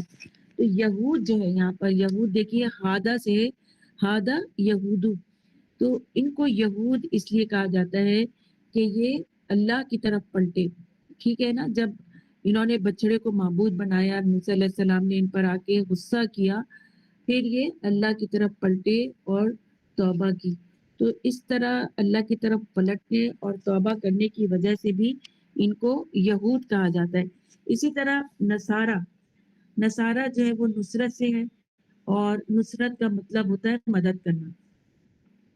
نصرہ ینصرو یعنی اس نے مدد کی, نصر کا مطلب مدد کرنا. اور عیسیٰ علیہ السلام نے جب اپنے حواریوں سے کہا کہ من انصاری اللہ, کہ اللہ کے یہ میرا کون مددگار ہے, تو حواریوں نے کہا نحن انصار اللہ, کہ ہم اللہ کے مددگار. اللہ کے مددگار سے مطلب کیا ہے کہ اللہ کے دین کے مددگار ہیں. لہٰذا انہوں نے جو ہے وہ یہ کہنا شروع کر دیا کہ اصل دین تو بس ہمارا ہی دین ہے, یہودیوں کا کوئی دین نہیں ہے. اور اسی طرح سے یہودیوں نے کہنا شروع کر دیا کہ اصل دین ہمارا ہے اور عیسائیوں کا کوئی دین نہیں. یہود تورات پڑھتے ہیں جس میں حضرت موسیٰ علیہ السلام کی زبان سے اور حضرت عیسیٰ علیہ السلام کی تصدیق موجود ہے. یعنی موسیٰ علیہ السلام نے عیسیٰ علیہ السلام کی تصدیق کی, لیکن اس کے باوجود یہودی حضرت عیسیٰ علیہ السلام کو نہیں مانتے تھے, ان کو نعوذ باللہ ان کی تکفیر کرتے تھے. عیسیٰ علیہ السلام کو ولد الزنا کہتے تھے یہودی, اور حضرت مریم علیہ السلام کے اوپر انہوں نے بہت الزامات لگائے, بہت سنگین الزامات. اسی طرح عیسائیوں کے پاس انجیل موجود تھی اور وہ اس کو پڑھتے تھے, اور حضرت موسیٰ علیہ السلام اور تورات علیہ السلام اور تورات جو ہے اور حضرت عیسیٰ علیہ السلام, ان دونوں پر یہ نازل ہوئی. اور حضرت موسیٰ علیہ السلام اور تورات کے من عند اللہ یعنی اللہ کی طرف سے نازل ہونے کی انجیل میں بھی تصدیق تھی. اس کے باوجود عیسائی یہودیوں کو کمتر جانتے تھے. یعنی یہ اہل کتاب کے دونوں فرقے جو ہیں آپس میں اتنا زیادہ بغض و عناد رکھتے تھے, اور اپنے اپنے بارے میں یہ انتہا سے زیادہ خوش فہمی میں مبتلا تھے. تو یہ ان کے آپس کی بغض و عناد کا حال تھا. اسی طرح اہل کتاب کے مقابلے میں عرب کے جو مشرکین تھے وہ کیا کہلائے جاتے تھے, وہ امیین کہلائے جاتے تھے, یعنی ان پڑھ اور کتاب سے لا تعلق, اس لیے انہیں بے علم کہا گیا. لیکن وہ بھی مشرک ہونے کے باوجود یہود اور نصارہ کی دیکھی دیکھی اس غرور میں مبتلا ہو گئے کہ وہ بھی وہی حق پر ہیں, اور جو بھی ان کے طریقے پہ نہیں چلے گا وہ جو ہے وہ بھٹکا ہوا ہے, وہ گمراہ ہے. اس لیے وہ نبی صلی اللہ علیہ وآلہ وسلم کو صابی کہا کرتے تھے.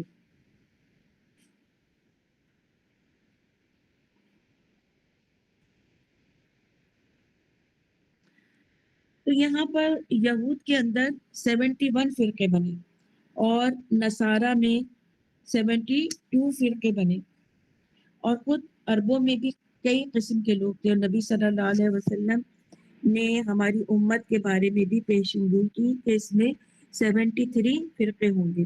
آج مسلمانوں کے اتنے فرقے ہیں اور ہر ایک اپنے آپ کو صحیح ثابت کرنے پر تلا ہوا ہے۔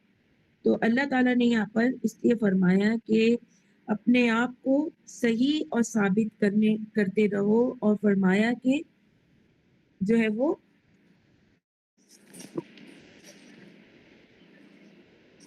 اپنے کہ جو ہے اپنے آپ کو ثابت کرنے کے لیے صحیح دلیل لے کر آؤ۔ اور جیسے کہ مسلمان کہتے ہیں نا کہ مسلمان جو ہے وہ جنت میں جائیں گے، تو اس کی دلائل قرآن کریم میں محفوظ ہے۔ اور قرآن کریم کیسی کتاب ہے، اِنَّا نَحْنُ نَزَّلْنَا وَإِنَّا لَهُ لَحَافِظُونَ، کہ اس کی حفاظت اللہ کرنے والا ہے، اور یہ محفوظ کتاب ہے۔ اس میں جو بھی ایک مومن اور اس کی جنت میں داخل ہونے کے لیے جو بھی دلائل ہیں وہ محفوظ ہے۔ تو مسلمانوں کی تو جنت میں جانے کے دلائل موجود ہیں، اگر وہ ان پر عمل کریں تو وہ جنت میں جائیں گے۔ تو یہود اور نصارہ بھی پھر اپنے دلائل پیش کریں، اور یہود نصارہ کے بارے میں کہتے ہیں کہ عیسائیوں کے مذہب کی کوئی بنیاد ہی نہیں، اور عیسائی کے بارے میں انتہائی سنگین الزام لگاتے ہیں، نعوذ باللہ۔ جو عیسیٰ علیہ السلام ہیں ان کو کہتے ہیں کہ یہ ولد الزنا ہے، اور مریم علیہ السلام کو اللہ کہتے کہ یہ انہوں نے خدا نخواستہ غلط ایسا کام کیا جس کے نتیجے میں عیسیٰ علیہ السلام پیدا ہوئے، جبکہ قرآن کریم میں ان کے لیے کیا آتا ہے کہ ان اللہ اصطفیٰ آدم و نوحا و ابراہیم و آل عمران علی العالمین، کہ بے شک اللہ تعالیٰ نے چن لیا ابراہیم، نوح اور نوح اور ابراہیم علیہ السلام کو اور آل عمران کو تمام جہان والوں میں۔ تو حضرت مریم جو ہے وہ کیا ہے کہ وہ آل عمران میں سے تھی، تو جنت کی سردار خواتین میں سے وہ تھیں، اور ان کے بارے میں جو ہے غلط الزام یہودیوں نے لگایا۔ اس لیے وہ کہتے تھے کہ جو بھی عیسیٰ کو مانتا ہے یا ان کے طریقہ پر ہے وہ سب گمراہ ہیں۔ اسی طرح نصارہ بھی یہودیوں کو سمجھتے تھے کہ وہ حق پر نہیں ہے کیونکہ وہ ہمارا انکار کرتے ہیں، حالانکہ یہ سب کتاب اللہ پڑھتے تھے۔ یہاں جو سب سے زیادہ نوٹیسیبل بات ہے وہ کیا ہے، وہ ہم یتلون الکتاب، حالانکہ وہ کتاب پڑھتے تھے۔ اور یہودیوں کی تورات میں عیسائیوں کی اور حضرت عیسیٰ علیہ السلام کے بارے میں اور ان کی کتاب کے بارے میں تصدیق آئی۔ اسی طرح سے یعنی دونوں کتاب میں تصدیق موجود ہے، اس کے باوجود انہوں نے نہ ان کی کتاب کو مانا نہ ان کے رسول کو مانا۔ تو فرمایا اللہ تعالیٰ نے كَذَلِكَ قَالَ الَّذِينَ لَا يَعْلَمُونَ مِثْلَ قَوْلِهِمْ، اسی طرح کہا ان لوگوں نے جو علم نہیں رکھتے تھے جیسی ان کی بات، یعنی لا یعلمون سے مراد مشرکین عرب ہے، لا یعلمون نہیں جانتے تھے، مشرکین عرب، اس لیے ان کو امی کہا جائے، جیسے میں نے پہلے بھی بتایا۔ تو دنیا کے اور علم و ہنر تو وہ جانتے تھے، مگر عرب جو ہیں، عرب کے مشرکین کتاب کا علم نہیں جانتے تھے، کیونکہ ان کے اوپر کتاب نہیں نازل ہوتی۔ یہودیوں پر تورات اور عیسائیوں پر انجیل نازل ہوئی، یہ سب اپنی یہ اہل کتاب ان کو اس لیے کہا جاتا ہے، مگر مشرکین امی تھے، ان پر کوئی کتاب نازل نہیں ہوتی، تو وہ کتاب نہیں جانتے تھے اور ان کا آخرت پر بھی کوئی ایمان نہیں تھا، لیکن اپنے آپ کو ابراہیم علیہ السلام کا پیروکار سمجھتے تھے۔ ابراہیم علیہ السلام کی اتنی بڑی فضیلت ہے کہ دنیا کے ہر خطے میں ان کا نام لیا جاتا ہے، تقریباً تمام مذاہب میں سوائے ہندو مت کے۔ تو یہ جو مشرکین عرب تھے یہ نماز روزہ اپنی مرضی کے مطابق کرتے، اور یہ صدقات بھی خوب کرتے تھے، حاجیوں کو کھانے بھی کھلاتے تھے، ان کا انتظام کرتے تھے، اور کہتے تھے کہ ہم بیت اللہ کے متولی ہیں، ہم ہی اصل دیندار ہیں، اور ہمارے دین پر جو نہیں ہے، ہمارے طریقے پہ نہیں، وہ کیا ہے، وہ صابی ہے، سواد الف با یا صابی۔ میں نے آپ کو بتایا تھا نا کہ لا دین، وہ کئی اس کے معنی بتائے تھے، ستارہ پرست بھی اہل نجوم بھی اور وہ جو کسی شریعت کو فالو نہیں کرتے وہ صابی ہیں. اس لیے انہوں نے رسول صلی اللہ علیہ وسلم کو بھی بے دین یعنی صابی کہا، کیونکہ وہ ان مشرکین عرب کے دین پر نہیں چل رہے تھے. وہ اللہ تعالیٰ نے ان کو اپنی شریعت دے کے بھیجا، قانون اور عبادت کے طریقے اور شریعت دے کے بھیجا. تو نبی صلی اللہ علیہ وسلم کو وہ بے دین کہتے تھے، حالانکہ آپ صلی اللہ علیہ وسلم اصل دین لے کر آئے. اور اس کی دلیل جو ہے وہ ہمیں ایک حدیث سے ملتی ہے. ربیعہ بن عباد جنہوں نے جاہلیت کا زمانہ پایا اور بعد میں مسلمان ہو گئے تھے، وہ کہتے ہیں کہ میری آنکھوں نے رسول صلی اللہ علیہ وسلم کو ذوالجاز نامی بازار میں دیکھا. آپ صلی اللہ علیہ وسلم لوگوں کو کہہ رہے تھے، یا ایھا الناس قولوا لا الہ الا اللہ تفلحون، کہ اے لوگو تم کہو لا الہ الا اللہ یعنی اللہ کے سوا کوئی الہ نہیں، تفلحون تم فلاح پا جاؤ گے. وہ بازار کی گلیوں میں داخل ہوتے جاتے، لوگ ان کے گرد جمع ہو جاتے، تو میں نے اس کے علاوہ ان کو کچھ کہتے ہوئے نہیں سنا، یعنی اپنے کام پہ فوکس، بس لا الہ الا اللہ، قولوا لا الہ الا اللہ، تم سب کہو لا الہ الا اللہ. اتنا فوکس ہر قدم ہوتا تھا نبی صلی اللہ علیہ وسلم کا. بس وہ خاموشی سے بغیر کسی سے بات کیے یہی کہتے ہوئے جا رہے تھے. اور جو لوگ آپ کے پاس آتے آپ ان کو کہتے یا ایھا الناس قولوا لا الہ الا اللہ تفلحون. مگر آپ کے پیچھے ایک بھینگا آدمی جس کی 2 چٹیاں تھیں، جس کا رنگ صاف تھا، وہ کہہ رہا تھا انہ صابئ یعنی وہ صابی ہیں، انہ کاذب وہ جھوٹا ہے نبی صلی اللہ علیہ وسلم کو. یہ شخص بے دین ہے، جھوٹا ہے. میں نے پوچھا یہ کون شخص ہے، یعنی جو روایت بیان کر رہے ہیں وہ ربیعہ بن عباد سے پوچھ رہے کہ یہ شخص کون تھا جو آپ کے پیچھے پیچھے لگا ہوا ہے. تو بتایا گیا کہ یہ ابو لہب تھا، آپ کا چچا، جس نے اپنے بھتیجے کو کہا کہ یہ بے دین ہو گیا ہے. راوی کہتے ہیں کہ میں نے کہا کہ آپ تو اس زمانے میں بہت چھوٹے ہوں گے. تو ربیعہ بن عباد نے کہا نہیں، اللہ کی قسم میں سمجھدار تھا اور سب دیکھ رہا تھا. یہاں پہ انہوں نے اللہ کی قسم کیوں کھائی؟ کیونکہ حدیث بیان کرنے کے لیے سچا اور ثابت ہونا بہت ضروری ہے. ان پہ ایک بات یہ آ گئی نا کہ آپ چھوٹے تھے، عقل نہیں رکھتے تھے، تو انہوں نے اپنے آپ کو ثابت کیا کہ نہیں میں بڑا تھا، عقل رکھتا تھا اور میں نے اپنی آنکھوں سے دیکھا. یہ ساری جو ہے وہ احادیث کی وزن کو یہ سب چیزیں بڑھاتی ہیں کہ اپنی آنکھوں سے دیکھنا، اپنے کانوں سے سننا اور سمجھدار ہونا، بالغ ہونا. تو اس واقعے کو بتانے کا مقصد یہ ہے کہ اہل عرب اپنے آپ کو دیندار سمجھتے، عقل مند سمجھتے، ہدایت یافتہ سمجھتے اور اپنے آپ کو حق پر سمجھتے. اور جو ان کا طریقہ چھوڑ دے وہ صابی کہلاتا، وہ بے دین کہلاتا. اسی طرح ابو جہل کے بارے میں بھی آتا ہے کہ جب نبی صلی اللہ علیہ وسلم مکہ میں دین کی دعوت دے رہے تھے تو ابو جہل آپ صلی اللہ علیہ وسلم پر مٹی اچھالتے ہوئے کہتا جا رہا تھا کہ اے لوگوں یہ تمہیں دین سے بہکا نہ دے، یقیناً یہ چاہتا ہے کہ تم اپنے معبودوں کو چھوڑ دو، تم لات اور عزا کو چھوڑ دو. لیکن نبی صلی اللہ علیہ وسلم اس کی طرف توجہ نہیں فرما رہے تھے کہ وہ مٹی پھینک رہا ہے، بلکہ اپنا کام کیے جا رہے تھے. تو اس میں سبق ہے ہمارے لیے کہ اپنا کام کرتے جائیں اور جو مخالفت کر رہا ہے اس کو اگنور کریں. پھر مزید آتا ہے کہ فاللہ یحکم بینہم یوم القیامت فیما کانوا فیہ یختلفون. تو اللہ فیصلہ کرے گا ان کے درمیان قیامت کے دن جس میں وہ تھے اس میں اختلاف کرتے. یعنی یہود و نصارہ اور مشرکین جس معاملے میں اختلاف کر رہے تھے، دین کے معاملے میں، شریعت کے معاملے میں، اور سب اپنے آپ کو عقل کل سمجھ رہے تھے، اپنی اپنی شریعتوں پہ ان کو ناز تھا، اپنی اپنی کتابوں پر. تو اللہ تعالیٰ فرما رہا ہے کہ اللہ ہی فیصلہ کرے گا اس میں.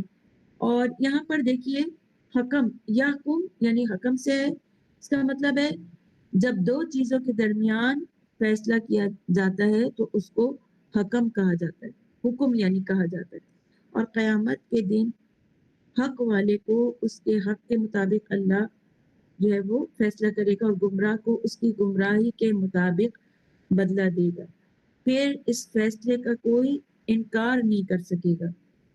لہٰذا بہت سوچ سمجھ کر راہ چننی چاہیے کہ وہ اللہ کے فیصلے اور اس کے حکم کے مطابق ہو، خواہشات نفس پر مبنی نہ ہو بلکہ اللہ کے حکم کے مطابق ہو.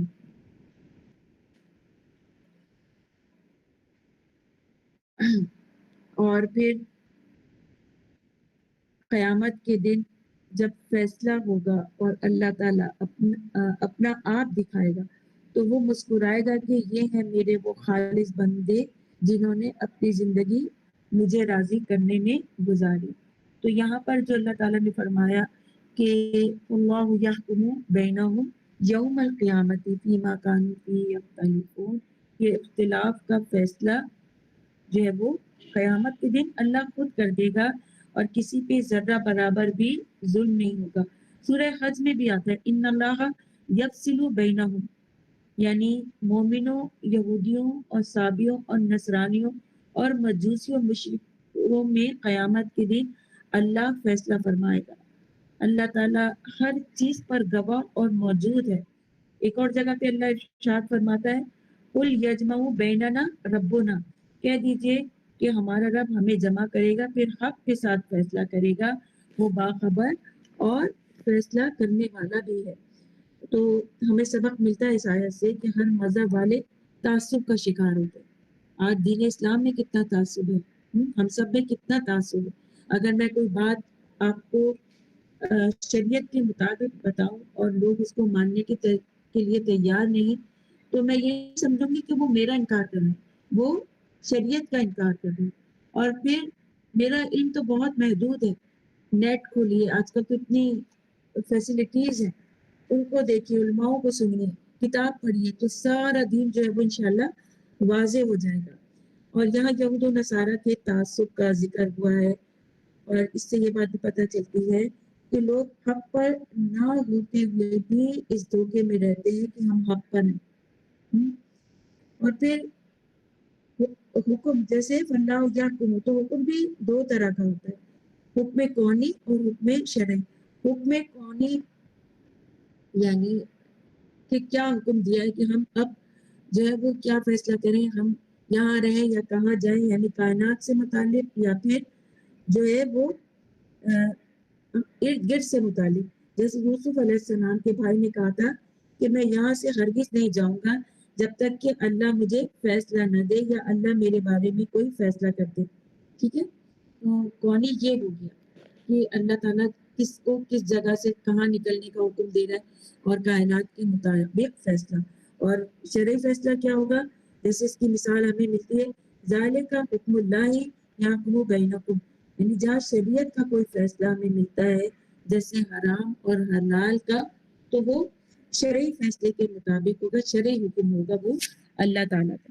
تو اس طرح سے یہود و نصارہ کی آپس کی بغض، آپس کی اناد اور ایک دوسرے کو حقیر اور کمتر سمجھنے، ایک دوسرے کو شریعت کے مطابق نہ سمجھنے کی اور ایک دوسرے کی کتاب کو نہ ماننے کی اس میں ہمیں آیات ملتی ہیں. وآخر دعوانا ان الحمد للہ رب العالمین. سبحانک اللہم وبحمدک نشہد ان لا الہ الا انت نستغفرک ونتوب الیک. السلام علیکم ورحمۃ اللہ وبرکاتہ.